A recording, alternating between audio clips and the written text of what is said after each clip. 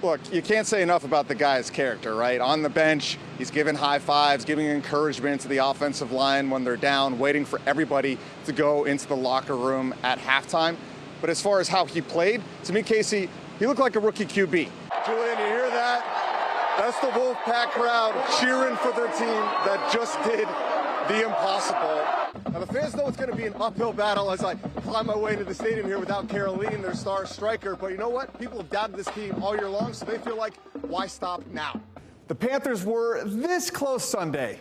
Maybe more like this close.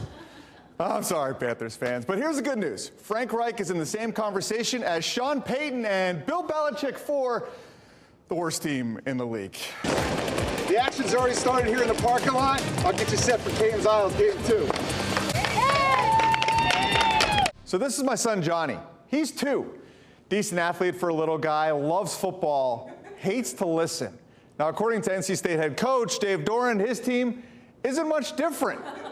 I just had to say those words out loud just to hear them because I cannot believe it, Casey, from where we were just a few weeks ago when NC State lost their final 4 games of regular season. This team was cooked. When you make this trade, you're dealing with a former #1 pick that you know when he plays is elite, is potentially a top 5 to 10 player in the league. I mean, versus the unknown of a Scoot Henderson, who hasn't even played college basketball. Brian Harmon really took his time today at the British Open. He started waggling here 10 times before every swing. NBC even started taking count. 13 times on this swing. But you know what? When you got a chance to win your first major, you could do the Dougie, the electric slide, whatever you want. Rod, yesterday I asked you about having nothing to lose, and I could see in your face it kind of struck a chord. Why? Well, there's a lot to lose. We played all year, great hockey. And I celebrated my 4th of July with this beauty. I call it the All-American Burger. Iceberg lettuce, bacon, pickle, onion, yellow mustard, and special sauce on a buttered toasted bun. There's an artistry to eating on the 4th. There's also athleticism. Nathan's hot dog eating contest delayed 2 hours due to weather. They were going to cancel it, but Joey Chestnut said, no way. I gotta let you know, though. You might gain like 2 inches off just eating that. On my vertical or in my waist? Terry Sanford student section, I think your work here is done. Yeah! Not Welter, football flat air. There are players. His man Davis, and they have numbers. He takes it to the hole. That's pretty. And there are fans. Ushers. Hey, how are you tonight? Hello, how are you? Are the gatekeepers in between. What makes a good usher? A good usher is somebody who understands what I would call the Carolina way. How you doing? At UNC, they're friends. All the floor ushers know one another. Stay put, guys, they're coming off. They're historians. I mean, 31 seasons, you get to see 31 Duke Carolina games. They are a family. A lot of us have been here almost since the Smith Center opened. John Schleich ushered at the Smith Center for over 30 years. You want to get them out of the aisles? That'll be great. Just move them over. He was a Marine, so he was tough. He was the nicest guy you'd ever want to meet. As a floor usher, John called Section 109 home. He's always here. When you got here, if he wasn't here, something was wrong. He'd only missed a handful of games during his tenure. Come on, guys. Come on, please. Quickly, please. This season, he's weighing on every usher's heart. On this Wheaties box, he is right there. He said he always made it on the. He finally made it on the Wheaties box. Alyssa Schleich is John's wife. He always wore a tie and dressed up. She's a Carolina fan, but an NC State grad. We had to bleed blue at our house. After serving in Vietnam, John moved to North Carolina to attend college in Chapel Hill. And he was working for a company called Distinctive Aquariums at the time. That's when he met Alyssa in an aquarium store. And he has loved aquariums, and we have had aquariums all of our married life. A man of many hobbies, his greatest passion was UNC. He would not miss a game.